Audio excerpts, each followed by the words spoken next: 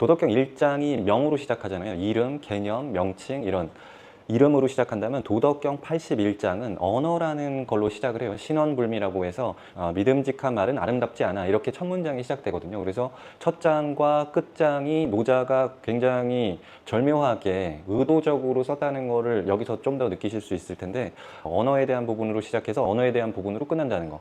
말이라는 것은, 언어라는 것은 실상 그 자체가 아니라 언제나 실상의 대체품, 즉 실상이 아닌 거죠. 실상처럼 보이지만 실상은 아닌 거예요.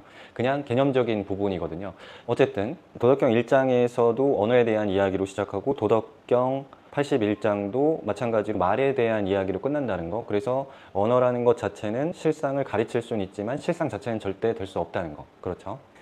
그래서 말에 대해서 노자가 81장에서 어떻게 하는지 한번 좀 더 구체적으로 본문을 할 때 이야기를 나눠볼 건데, 우선 재미있는 이야기를 먼저 해볼게요. 재미있으실 거예요, 아마도. 제가 대학 시절 20대 초반 때 겨울방학이었어요. 겨울방학에 뜬금없이 선배가 저한테 연락이 왔더라고요. 그렇게 굉장히 친하진 않았지만 그래도 어느 정도 친분이 있었던 선배인데 갑자기 연락이 와서 전화를 했죠. 그러니까 문자를 받고 전화를 했는데 굉장히 좋은 일자리가 있다는 거예요, 서울에. 저는 당시에 강원도에 살고 있었는데 서울은 굉장히 멀죠. 그래서 굉장히 좋은 일자리? 근데 나 지금 과외를 2개 정도 하고 있다 라고 이야기를 했어요. 그러면 이제 시간이 안 되니까. 그런데 굉장히 좋은 일자리가 굉장히 많은 페이를 준다라고 이야기를 하더라고요. 아, 페이가 높다. 그러면 방학 기간 동안 어쨌든 생활비를 벌어야 되기 때문에 학기 중에 생활비라든가 교재 사는 돈을 벌어야 되잖아요. 그래서 그 얼마를 주냐 그랬더니 하루에 상당히 큰 금액을 주더라고요. 그때 당시에 10만 원, 15만 원 정도를 이야기를 했고, 그 아르바이트는 영화를 찍는데 뭐 보조적인 엑스트라 같은 거 아니면 뭐 이렇게 짐을 나르는 거 이런 식으로 설명을 했거든요. 그래서 그런가 보다 하고, 맨파워, 그러니까 약간 노동력을 발휘해서 과외를 가르치는 것보다 2달 정도 일을 하면 조금 더 많은 돈을 벌어서 그 다음 학기를 좀 풍요롭게 보낼 수 있을 거라는 생각을 가지고 들뜬 마음으로 그 전화를 받고 언제 가면 돼? 라고 물어보니까 빠르면 빠를수록 좋다고 하더라고요. 그래서 그 과외를 했던 학생들한테 미안하다고 이야기를 하고 부모님들께도 미안하다고 이야기를 하고 부랴부랴 짐을 싸서 3일 만에 이제 짐을 싸서 정리를 하고 이제 서울로 상경을 합니다. 서울로 상경을 했는데 강남 뭐 어딘데, 강남 제가 지리를 잘 몰라서 강남이라는 거는 알겠는데 어쨌든 그 강남에 뭐 커피숍 같은 데가 있더라고요. 그래서 그 커피숍으로 들어갔어요. 그 선배를 만났는데 선배만 있는 게 아니라 뭐 몇 명이 더 있더라고요. 좀 군대를 다녀오신 것 같은 약간 나이가 있는 분들이 같이 있더라고요. 그래서 이건 뭐지? 라는 생각을 했는데 뭐 교육을 받아야 된다고 하더라고요. 무슨 교육? 그래서 대체 무슨 교육인가 잘 모르니까 이제 갖고 온 짐이 그때 당시에 백팩 하나였었거든요. 근데 사실 그 카페에 들어가기 전에 제 짐을 무거우니까 달라 그래서 줬어요. 그리고 그 짐은 또 어딘가로 가져가더라고요. 그래서 그냥 내가 무거운 거 들고 있으니까 불편할까 봐 이렇게 배려를 해주는구나 하면서 굉장히 고마워했는데, 갑자기 분위기가 교육을 꼭 받아야 된다는 거예요. 그래서 무슨 교육? 근데 그때 당시에 딱 머릿속에 들었던 생각이 이거 다단계 아니야? 라는 생각이 들더라고요. 그런 이야기와 풍문은 많이 들었으니까. 근데 이 분위기 자체가 그 군대를 다녀온 몇 명의 이제 남자 형들이, 이렇게 건장한 형들이 이렇게 지켜보고 있는데 약간 쎄한 거예요. 약간 뭔가 위험한 상황에 처한 것 같은 그런 느낌이 들어서 일단은 굉장히 화가 나지만 도망칠 수 있는 그런 공간이 없는 거잖아요. 그래서 일단은 알겠다, 그럼 한번 들어볼게 라고 해서 그 건물 바로 옆에 있는, 카페 바로 옆에 있는 조그만 건물에 3층인가를 올라갔어요. 3층인가를 올라갔더니 강의실 같은 것들이 있더라고요. 강의실 같은 데에 이미 한 뭐 50명, 60명, 거의 100명 가까운 사람들이 거기서 강의를 듣는데, 그날 처음 알았어요. 네트워크 마케팅이라는 용어를 처음 알았어요. 그냥 다단계인 줄 알았는데 이제 네트워크 마케팅이라고 포장을 해서 이야기를 하더라고요. 그래서 네트워크 마케팅 처음 들었네. 이제 잘 모르니까. 근데 뭐 네트워크 마케팅이라는 것은 하버드대에서 이제 개발된 새로운 방식의 마케팅 방법으로 다단계가 아니래요. 네트워크 마케팅이랑 다단계는 다른 거래요. 그래서 새로운 방식의 마케팅 뭐 해서 이제 유래라든가 이런 것들을 쭉 알려주는데 그런가? 라는 생각이 이제 조금씩 들기 시작했죠. 그리고 그날 강의를 하셨던 분의 내용은 잘은 기억나지 않지만 굉장히 뭐랄까, 이것은 이 네트워크 마케팅을 해서 부자가 된 사람들, 특히 자기 자신이 어떻게 처음에는 굉장히 가난했지만 여기 들어와서 좋은 라인을 잡아서 자기는 어떤 다이아몬드 이런 위치가 됐다 그러면서 좋은 옷과 좋은 양복과 액세서리 이런 것들 가방 이런 것들을 들고 강의를 막 해주는 거예요. 근데 굉장히 흡입력 있는 말투와 박식한 그런 이야기로 20대의 제게 이야기를 건네니까 약간 조금 부자가 될 수 있다고? 여기서 내가 함께 일하면 부자가 될 수 있는 거야?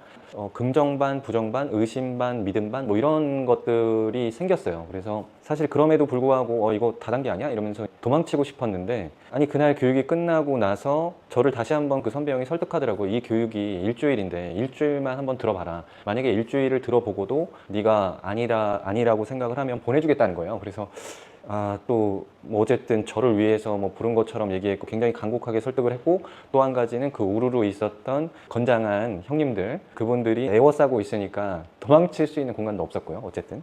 그래서 참 곤란한 상황인데 그런 생각이 들었어요. 호랑이 굴에 들어가도 정신만 차리면 되지 않을까? 이런 안이한 생각으로 알겠다라고 얘기하고 숙소를 가게 됐죠. 숙소를 갔더니 남자들끼리 여러 명에서 방을 나눠가지고 살고 있었고 그리고 그 다음 날부터 본격적인 교육이 시작됐어요. 6일 동안 그래서 들었는데 첫날을 포함해서 아침부터 밤까지 계속 교육이 있는 거예요. 아침 새벽 6시에 일어나서 강의장에 도착을 해서 거의 8시쯤부터 강의가 시작이 되는데 그때 저한테는 굉장히 좋은 경험이었을 수도 있는데 지금 핵심적인 얘기를 하고 싶은 것은 네트워크 마케팅을 좋다 나쁘다 뭐 이런 걸 다 떠나서 그때 당시에 그 강의 방법은 감정적인 방법으로 이야기를 하는 거 그리고 논리적인 방법으로 이야기를 하는 거 그리고 뭐 등등등의 굉장히 다채로운 커리큘럼과 왜 듣는 사람들이 설득될 수 있는 도구가 있을 거 아니에요. 어떤 사람은 감정적으로 설득해야 되고 어떤 사람은 논리적으로 설득해야 되고 어떤 사람은 약간의 이성과 약간의 감성이 섞여야 되고 그리고 어떤 사람은 수치를 제시하는 걸 좋아하고 어떤 사람은 미래의 꿈이라든가 비전을 보여주는 걸 좋아하고 그리고 경험했던 얘기를 공감하게 하는 거 그런 스킬들이 굉장히 많더라고요. 그래서 그런 것들을 속사포처럼 막 들으면서 저 역시도 조금씩 설득되기 시작했어요. 이게 이제 뭔지 분간이 안 되는 거예요. 그리고 또 거의 마지막쯤에 하나의 강의가 있었는데 그 강의의 제목이 이랬어요. 선의의 거짓말, 선의의 거짓말이라는 제목의 강의였어요. 굉장히 진실할 것처럼 생기신 강사분이 나왔어요. 그러니까 딱 봐도 이 사람은 굉장히 진실돼. 보자마자 약간 신뢰가 가. 근데 이 사람이 이제 이 네트워크 마케팅 이 사업을 하기 위해서는 제가 막 들어왔으니까 처음에는 여기서 만든 제품, 건강식품이었어요, 그때.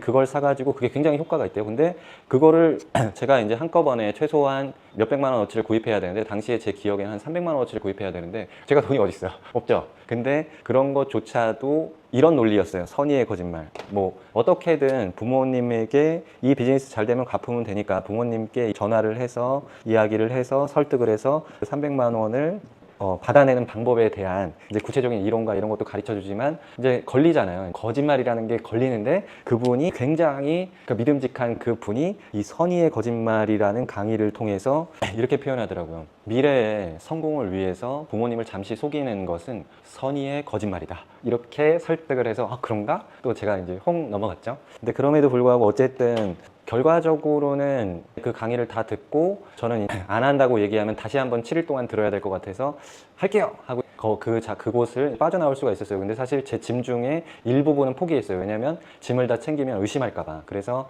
그때 당시에 하겠어요 하고 이제 선의의 거짓말을 하고 선의의 거짓말을 배웠으니까 저 이거 할게요 라고 이야기를 하고 이제 집으로 돌아온 후에 그 선배와의 연락을 끊어버렸어요.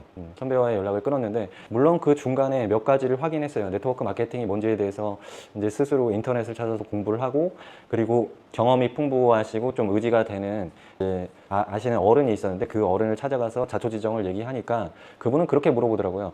일단은 아이템이 뭐니? 그래서 건강식품이라고 이야기를 했더니 그 구조와 그것이 안 되는 이유에 대해서 저를 무시하지 않고 그건 안 돼! 그건 안 되는 거야. 네트워크 마케팅이라는 건 안 되는 거야. 그건 다단계라고 저를 설득한 게 아니고 아이템이 뭐니? 그것은 건강식품이라는 것은 이러이러한 문제가 있고 그리고 또한 구조적으로 이러이러한 문제 때문에 그것은 너의 기질에 맞지도 않고 이런 식으로 저를 존중하는 입장에서 말씀을 해주셨어요. 그랬더니 그 말을 듣고 저도 완전히 납득이 돼서 결과적으로 그 선배의 연락을 차단을 하고 그리고 어차피 이제 학기가 시작이 됐는데 계속 또 찾아오더라고요. 그래서 이렇게는 안 되겠다. 어차피 가야 될 군대를 좀 빨리 가야지 하고 군대를 가버렸죠. 그래서 그런 일화가 있었답니다. 제가 이 이야기를 왜 했는지는 도덕경 81장 도덕경 본문을 이렇게 보면서 한번 더 이야기를 나눠볼게요.